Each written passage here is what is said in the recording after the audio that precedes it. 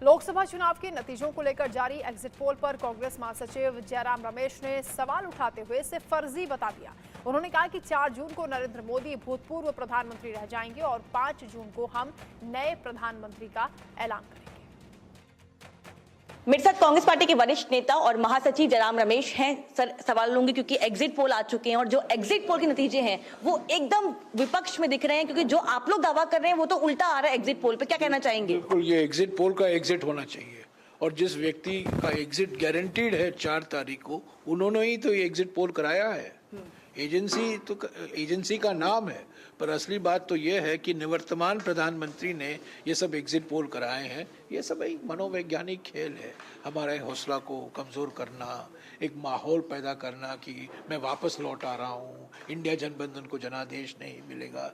ये सब खेल खेला जा रहा है, पर असलियत ये है कि 4 तारीख जब असली परिणाम निकलेंगे, वास्तविक परिणाम निकलेंगे, उस जमीन आसमान का फर्क होगा और तब पता चल जाएगा कि ये एग्जिट पोल फर्जी एग्जिट पोल है, नकली एग्जिट पोल है और ये हमारे लोकतंत्र पर एक कलंक है, ऐसे एग्जिट पोल जो आते हैं।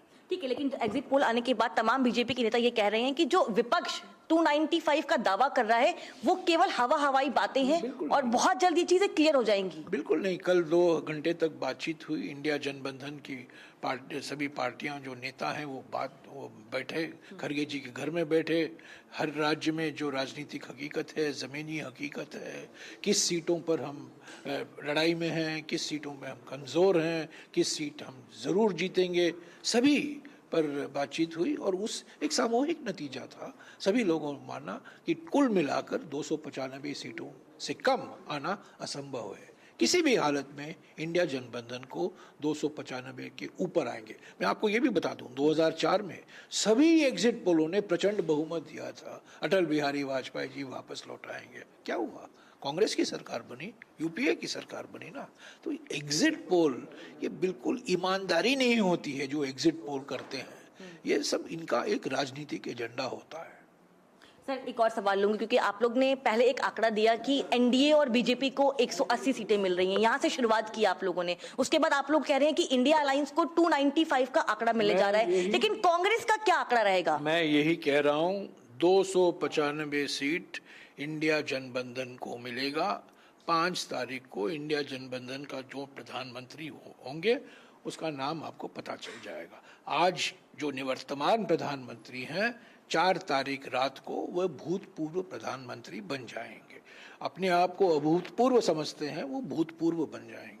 लेकिन चुनाव के नतीजे से पहले प्रधानमंत्री ताबड़तोड़ बैठकें कर रहे हैं लगातार, चाहे साइक्लोन को लेकर हो, चाहे तमाम बातों को लेकर हो। बहुत ज्यादा इस चीज की चर्चा है कि प्रधानमंत्री एक चीज पे निगरानी रख रहे हैं ताकि किसी तरह की कमी ना हो। मनोवैज्ञानिक खेल है ना ये। वो बैठक बुला रहे हैं, सरकारी अफसरों से बात कर रहे हैं। ये कभी नहीं हुआ है कि चुनाव के 2 दिन पहले प्रधानमंत्री मीटिंग ले रहे हैं कि मैं अपने तीसरे कार्यकाल में मैं क्या काम करूंगा।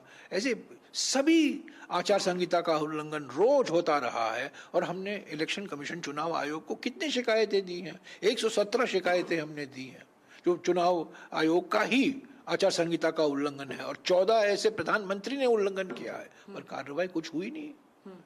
तो चुनाव आयोग एक संवैधानिक संस्था है, उसको निष्पक्ष तरीके से उनको काम करना चाहिए, डरना नहीं चाहिए, कोई धमकी में नहीं आना चाहिए। बहुत बहुत शुक्रिया हमसे बातचीत करने के लिए। कैमरा पर्सन विकास के साथ मैं कनिका, न्यूज़ एक्स दिल्ली। यहाँ रुकेंगे छोटे से ब्रेक के लिए। ब्रेक के उस पार आपको दिखाएंगे कुछ और अहम खबरें।